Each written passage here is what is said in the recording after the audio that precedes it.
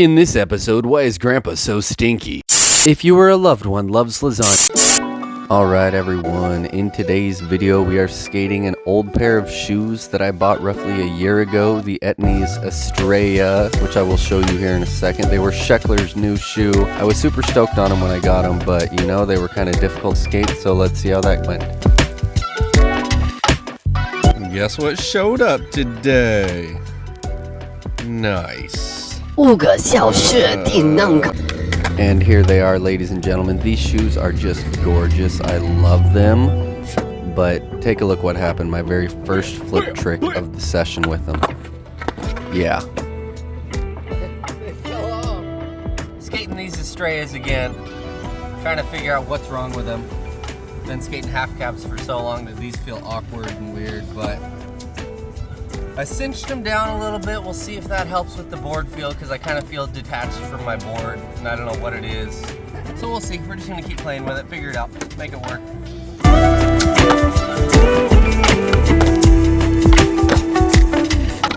As you saw, the first few tricks were a bit disheartening. Everything was feeling a bit odd, but you know, I persevered.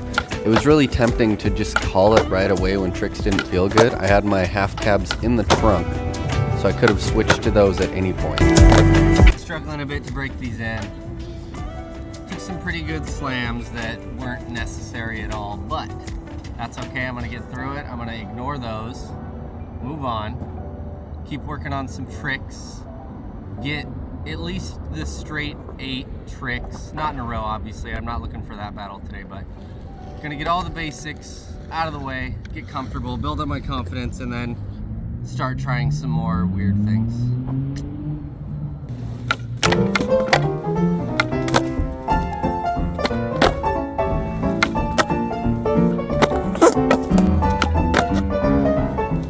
Although the warm-up was a bit annoying, I was finding the way that these shoes were working for me.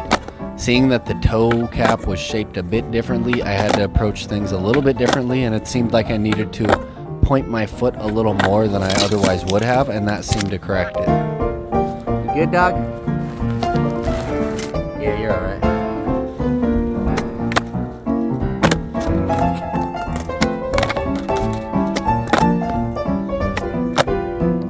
Looking back on this footage, I think there were a handful of tricks that I should have left for another time. I was really expecting so much out of these shoes that I had only skated once previously, and it didn't go that well. I was expecting something to have magically changed, and oh, now they'll skate good because I've been skating different shoes for over a year now. No, that's not how it works, and I was dumb to think that it would just magically work now. But you know, I made the best of it. I got some tricks I was pretty happy with, and after this we're going to actually skate some obstacles. Wow, really? You're going to skate something other than flat ground? Yeah.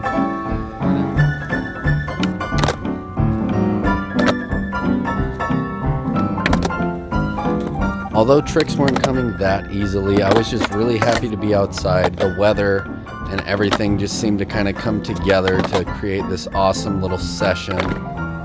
Despite tricks not working, I was still having an awesome time. Yeah. We gonna session QB Doobie's rail.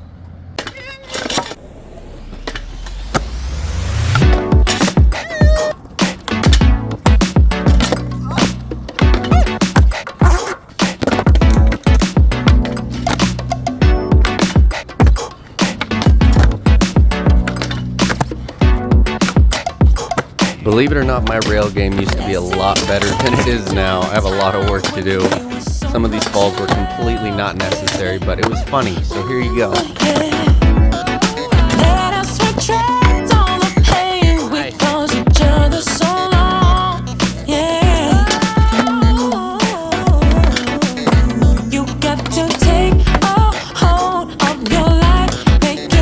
It was at this point in the video where I realized I hadn't skated the ledge at all, and although it seemed like nothing was working with these shoes, I had to give it a go and just see if maybe ledges were the calling of the day.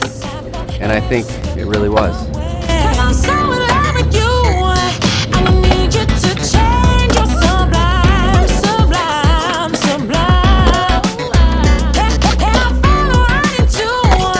All the death that I see in your eyes. And as I expected, skating the ledge is what I really needed. I should have started and ended my session here. The ledge is just such a good warm-up for me. I think especially with this ledge being not very high, it's not very hard to skate. I think skating either transition, a ledge, or a combination of those and flat ground is the best way for me to warm up. It honestly builds my confidence and makes me feel a lot better throughout the session. I really need to take more time and skate different things, not spend 10-20 minutes on one obstacle and get frustrated at tricks that I can't do and for some reason I think I should be able to do. I need to stop judging my session based on how many tricks I'm able to do and instead acknowledge that it's just good to be outside doing what I love regardless of my perceived success or failure. Only you can help that magic to unfold. So be true to yourself. There's something to be heard, yeah. Ooh, there's a power in your soul. Ooh, and I wanted you. Might have been okay. Everyone say bye-bye, Q. Thank you. I have a lot of work to do on that rail, jeez. There's this weird realization I'm making as I make these videos and do these voiceovers, kind of analyzing my skating and my performance. And I find that I tend to overanalyze myself. I look back on things with this 20/20 hindsight, but in reality, as long as you're out there having fun, then nothing you're doing is wrong. There's no right or wrong way in skateboarding. If you're having fun, you're the one doing it right. I think myself and maybe you as well could work on not judging ourselves so harshly. Please let me know if this video at all resonated with you and let me know some things that you're working on mentally and on the board.